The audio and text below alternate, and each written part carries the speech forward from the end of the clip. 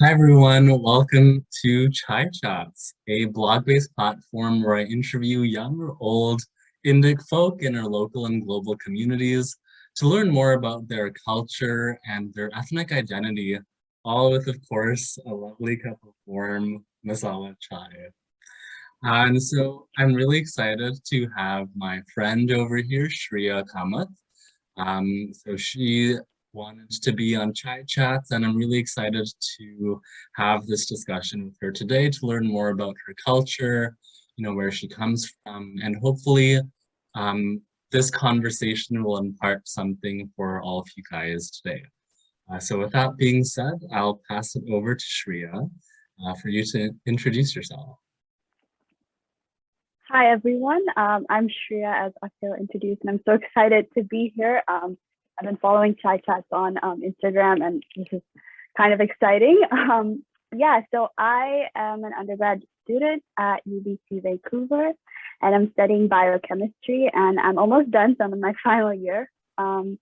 Yeah, so I actually come from India. I was born in India. I was born in Karwar, which is actually a city in Karnataka, in southern part of India. And when I was about a year old, I moved to Tanzania in East Africa because of my dad's job. And I grew up there until I was 18 years old. And I did all my schooling and high school as well. And then I shifted to Canada for my undergrad studies. And I've been here in Vancouver for about 5 years or so now. And yeah, super excited. Yeah, I mean, thank you so much again for being here on Chai Chats and hearing, how you grew up in different areas before coming to Canada. I think that's something perhaps a lot of folk can sort of relate to, having maybe a dual identity growing up in Yeah. one area, also being Indian and then also coming to, say, a new country to do or pursue their studies. I'm curious to know what was um, culture like for you growing up? So maybe you could start off with even just describing a bit of what culture is to you, whether that's your ethnic culture, your dharmic culture. Yeah, we'd sort of love to delve into. Yeah, for sure. Culture to me, I think that it goes very deep because then I have to get into where I'm like actually originally from and stuff. So my mom is a Kannadiga, and she speaks Kannada at home, and she has her own the way that she's brought up is very different when compared to my dad, who they're both from Karnataka, but my dad is a Konkan, and he comes from the Konkani speaking families, and they ended up together, which meant that they fused whatever they had been growing up with, and that was imparted to me. So I feel like it's just been a blend um, of different approaches to culture in my family. So definitely being surrounded by that was a big um, deal when I was growing up. And it there was a lot of focus on pujas, and um, just being a Hindu at home was it was quite important for both my parents. Every evening and morning they would recite shlokas, they would do pujas at home. So that was something that I grew up watching. I watched my grandma as well, she stayed with us. So I would watch her do all these things and get impart something that she grew up with as well. And coming from all that, yes, like religion was very important. It's called being a third culture kid, where the environment at home is not the environment that you are exposed to, whether it be school or whether you step out of your house for any other event or so. So I was, as I said, I was in Tanzania, so there was a lot of rich East African culture that was just around me, which I grew up looking at that and like learning from that, whether it be dance or music or just something that was completely drastically different from what was at home. And I went to an international school where the predominant culture, I guess, was I had teachers from like North America, I had teachers from Europe, and that was completely different to what I saw outside of my house, and that was completely different to what was in my house. And I would have, I would go to school, and I was representing what it meant to be an Indian there. And actually, in my classroom, I was the only Hindu. Oh, And yeah, so I went to a Christian missionary school.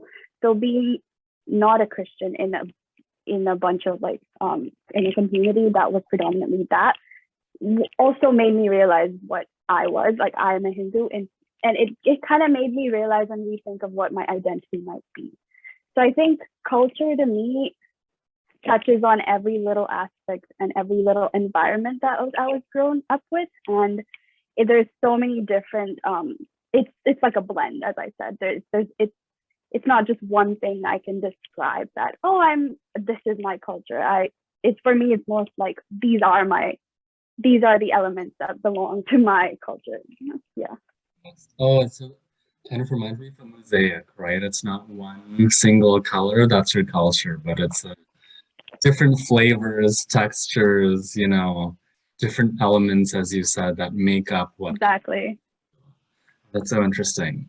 For folks that, don't know Karnataka, the culture of sort of what Karnataka embodies, whether that is through food, through music, through dance, if you could sort of paint a picture of, um, what is the culture of Karnataka, even if, you could be specific with the food that's eaten or, the dances that are performed. So essentially, Karnataka is located in the southern part of India, and it's surrounded by Goa, Andhra Pradesh, Telangana, Maharashtra, Tamil Nadu, and Kerala. So being surrounded by so many different states, each part of Karnataka has a unique blend of cultures, right? So personally, I come from the coastal side, the northern part of Karnataka as well, also known as Uttar Kannada. And particularly, a lot of the food, for example, it has been influenced by the coastal culture and the coastal life. So a lot of the food that we eat at home has coconut in it, very based on coconut oil or coconut in the food. There is a lot of influence as you go towards the northern part of Karnataka. There is influence in Goan culture, whether it be drinks or the types of food and the masalas are used. As you go southern part of Karnataka, there is influence from Kerala or Tamil Nadu. So there is that blend of cultures that come with being in Karnataka, and depending on what part of Karnataka you're from. There is definitely, in terms of like music and dance, there is a lot of different folk music, folk dances. One thing that comes to the top of my mind is called Yakshagana. And it's something that my mom actually grew up with. Her dad, my granddad, used to perform at these Yakshagana dances. And they're essentially, there's attire that kind of looks like Kathakali, but the performance is more, there's singing, there's dancing, and you're enacting a story. So it's very rich. I should get my mom on here, and she would go nuts. She would explain so much about this. And in terms of, there's obviously Bharatanatyam that is widely popular in the entire part of southern India. But one main thing, we all speak Kannada. I think that's something that does unite us as a state. And that is, for those who don't know, Kannada is the language spoken in Karnataka.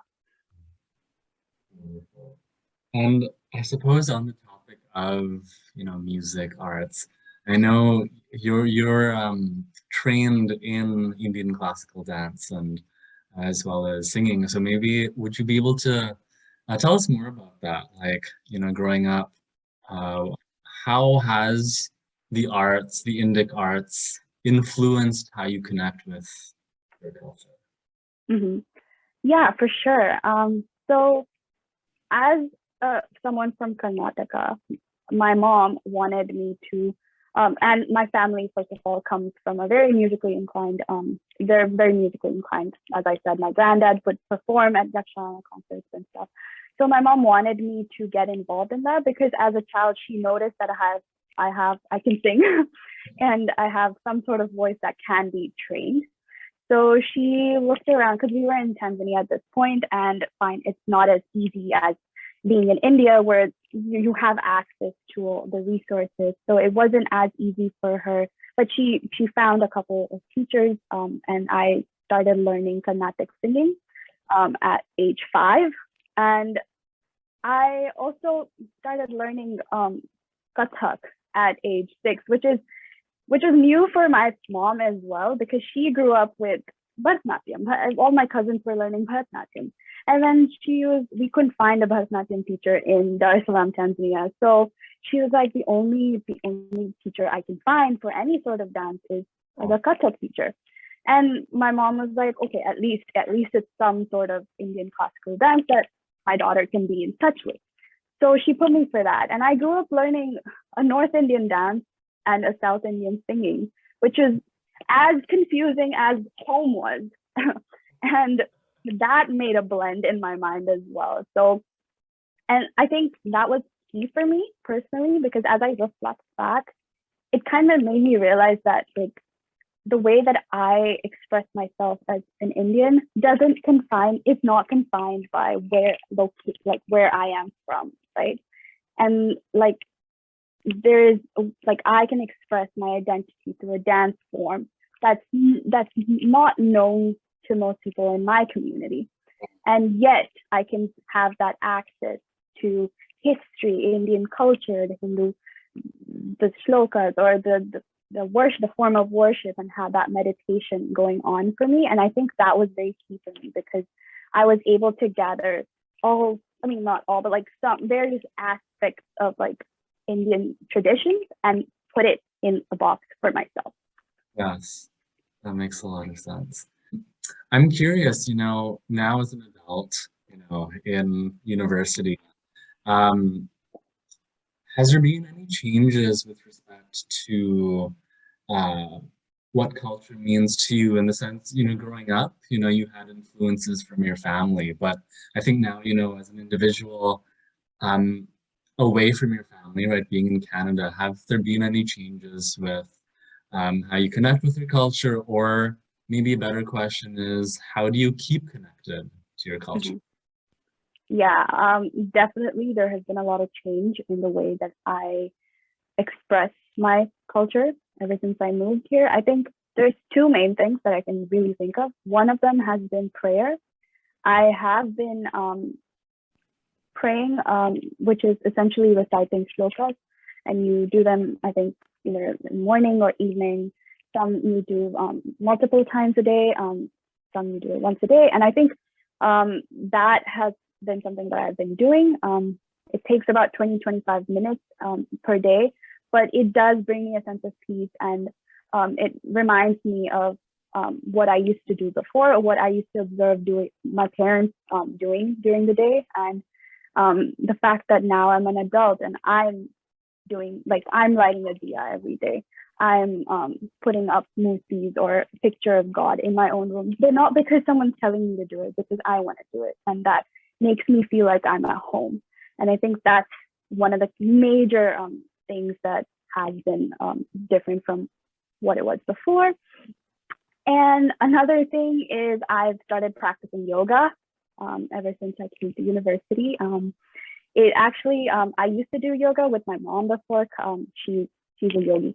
But then I was involved in sports in high school, so I never really connected with that part of Hinduism. But then I came here, and especially during COVID, when I was in quarantine, I realized that like yoga is not just an exercise for me. There is more to just doing the poses and stretching. It's a form of meditation, and literally you meditate and you focus on your breath, you focus on calming your mind, and that brings me peace, which makes me reflect on who I am and where I'm coming from. And at the end of the day, it is a form of worship. So I think yoga is one of the main things that I've added on since I came to uni. Oh, I love that. I love that so much. It sounds like I think at least from, my experience growing up, because it's very visible and expressive in the festivities, um, like we would partake in, Diwali and Navratri, um, and different festivals. But I think as I grew older, I began understanding why we had those Mhm. festivals. Exactly. Yeah. And as you said, with yoga, it's not just the poses, but there's a whole system behind it, a Yeah. intentional thought process, even with, as you mentioned, worship, how it brings you that sense of peace. And I think I'm curious. Um, I think for outsiders, when they see Indian culture, it's very vibrant, of course, right? You have the Yeah. visible parts of it, but for maybe someone who's not as familiar, what would be some of the invisible aspects of, whether that's Hindu culture or Indic culture? And you sort of touched on, uh, what yoga does in bringing that sense of meditation. Yeah, I'm curious if you can, yeah, comment on the invisible parts that people don't always get to experience or see firsthand. Mhm. I think one key thing, if I just could put it in one word, is history. When people see something that's strikingly Indian or strikingly Indic in that manner, there's usually a reason why that's happening.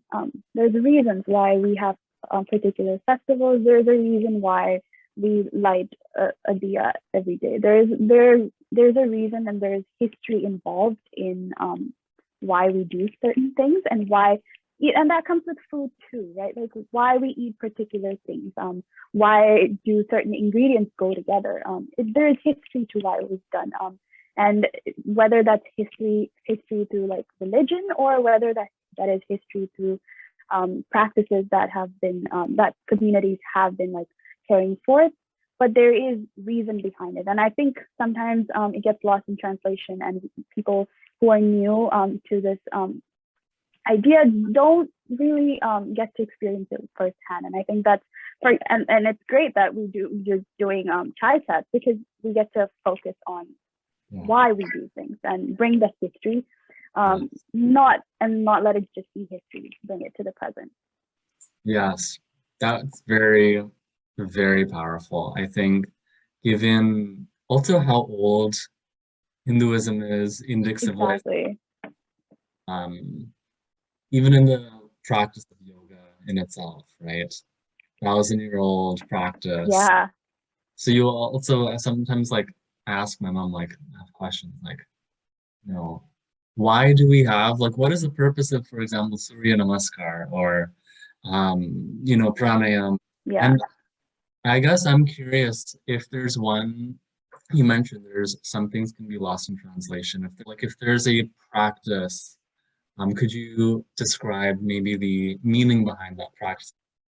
Yeah, for sure. So one of the things that I actually learned this past Christmas break when I went to India, and my family was doing a puja at a temple, and most pujas, as one might know, it involves lighting a little lamp, fire, also called a diya, and sometimes in bigger pujas, there's usually something called a havan, and there's a massive pit of just blazing fire in the middle. And one of my questions was, why do we need a fire? Like, isn't praying enough? Um, but apparently, turns out the fire represents Agni, which is the fire god, and he is the deliverer or the messenger of our prayers and our intentions to all the gods. So Mm. I think that's pretty cool because I as a child, I would wonder why we need to have a diya or why do we need fire at the end of the day. But I think like it's pretty cool that there is a reason for that as well. And it's quite significant because no matter what part of India and no matter what type of Hindu you are as well, there is fire involved. That's very true. That's very true. And, even on that topic, it seems to me like, there's a lot of regard for symbolism. within the Hindu culture, with these prayers that we have, as you mentioned with fire. Um, I'm curious, well, why do you think symbolism is powerful in the way that it's shown in Hinduism? I think that symbolism in general, I think, as we know, one thing represents another. And I think it's kind of a way for us to realize why we, as I mentioned before, there's reason why we do things, right? So if we come across, I'll bring the fire back again. Like if we come back to the fire, if the fire represents prayers or messenger or ugly messengering or delivering our prayers to the gods, I think it's like reiterating the fact that what we do has reason, and I think that's very powerful because it is having a reminder of why we do things keeps us on track and keeps us focused of what our intentions are and who we are on this earth and what we need to do or how we need to be in order to just stay enlightened and have that meditation going. Yeah, yeah. And I suppose that brings me to my next question, but with, the history behind Hinduism, with how long that it's lasted through generations, um, in your perspective, why do you think that has been the case? Um, yeah, I think as like first of all, like yes, like our culture and our stories have survived decades and thousands of years, despite having many different like colonizing communities, stay in India especially. I think one main thing is the constant carrying forth and telling stories and practices that have not stopped, whether it be either just talking like how you and I are right now, or particular events or festivals or particular actions. For example, doing a puja daily at home. That's something that has been done before and it's still being done in many families. And particular foods as well. Some foods have lasted generations. For example, as I mentioned before, coconut is used in my family. Coconut was used in my parents, grandparents, ancestral families. It's just been a thing. And I think the fact that we're able to carry on what we know to the future generations is what has made this last. And I think it's very obvious, but it's unsaid because yes, of course, it makes sense, but we don't really talk about the fact that this is very important, how it's been done. And I think that just particular festivals have like a big role in that. Every year there is Diwali. People do Diwali. There is there are practices that are done within the festival. And I think carrying that and doing that every time does bring about the significance of it. And in continuing the storytelling, the arts, the dances, the rituals, the traditions, in the world, with rapid technology, globalization, what would be some of the challenges we would face when trying to continue these stories?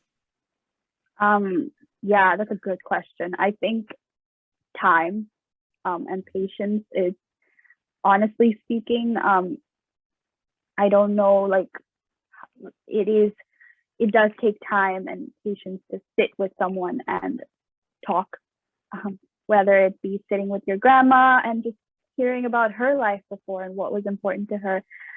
We do that as kids, but as we grow older, I don't think I've sat with my grandma in the past year and just discussed about something like this because we grow older and there's more things to do. There's also certain like expectations from society that we need to be at a particular stage in life by this age. And I think that just consumes so much time that sometimes or at some instances we may forget to go back and kind of sit down and touch base with stuff like this.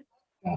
And yeah, like I think that would be something that would affect this very drastically. Yeah. Mm. That's that's pretty huge, right? Because with with storytelling, the way that it's been done, it's the rawness, right?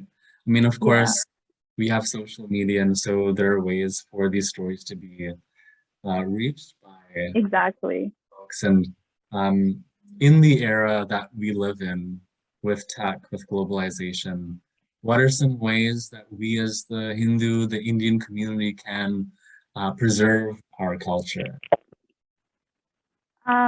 Yeah, that's an excellent question. I mean, I think you're a great example of this, um, because you've utilized Instagram Mm, as such a big platform, to just start off by just sharing stories. And I think that does make a really big impact on someone, especially who is new to stuff like this. And also to people who have been in touch with it, but they're not anymore.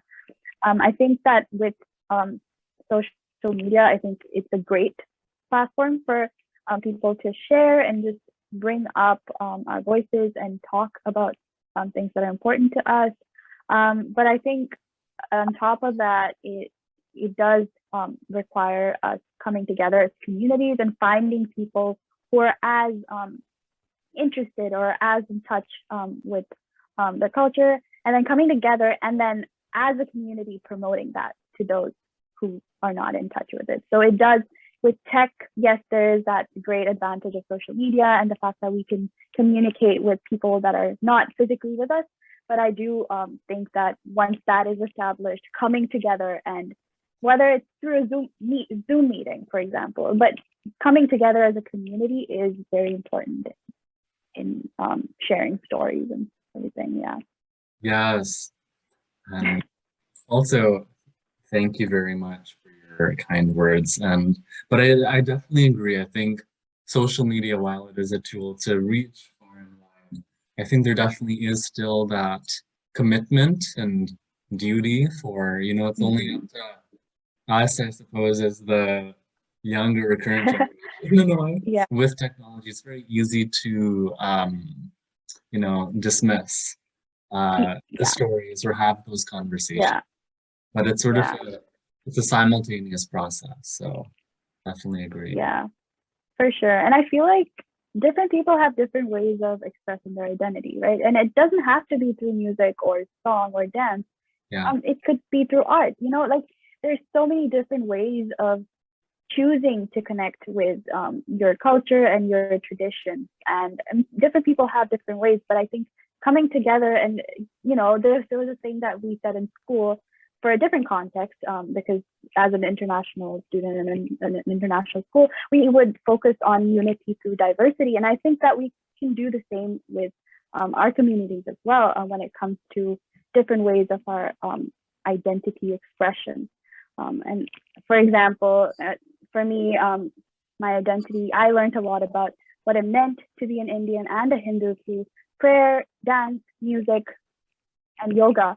And that's not the same for like someone else. And talking about my experiences and then hearing about theirs, it just shows us how big our community is. And we are like united through that, but we're so diverse, you know? Yes, yes, yes. Yeah, that's so 100% true. I think even when I think about, the practice of Hinduism, Sanatana Dharma, um, of course, even in India, how diverse it is. But even stepping outside of India, when you hear from other countries like, Thailand or Cambodia or, parts of the Caribbean, right? You see how largely diverse Mm-hmm. community is and how still there's that sense of underlying unity in the Yeah. way that Yeah. even though we have our differences, we have different ways of expression and we have different ways of even ritual and tradition. Yeah. I think knowing that is almost what brings us together as a community, knowing the different. Exactly. So Yeah, exactly. awesome. Well, I just wanted to thank you very much, Shriya, for joining us on Chai Chats, for sharing with us your childhood, your story growing up, and also giving us a bit of a taste of, the ways in which we can continue preserving our culture, and that it's totally possible, if you're outside of India, if you're at any stage in life, that it's totally possible to continue repping the community. So I thank you for being here. Thank you, Akhil, for having me. It's been a pleasure, and I've been super excited for today. And yeah, it's been great talking to you and just like reflecting back on my life as well and what it means to be a Hindu and an Indian at the end of the day. So I thank you, and I'm glad that I was part of this and sharing the stories as well. Let's do a chai cheers. Oh, yeah. Awesome. Thanks, Shreya.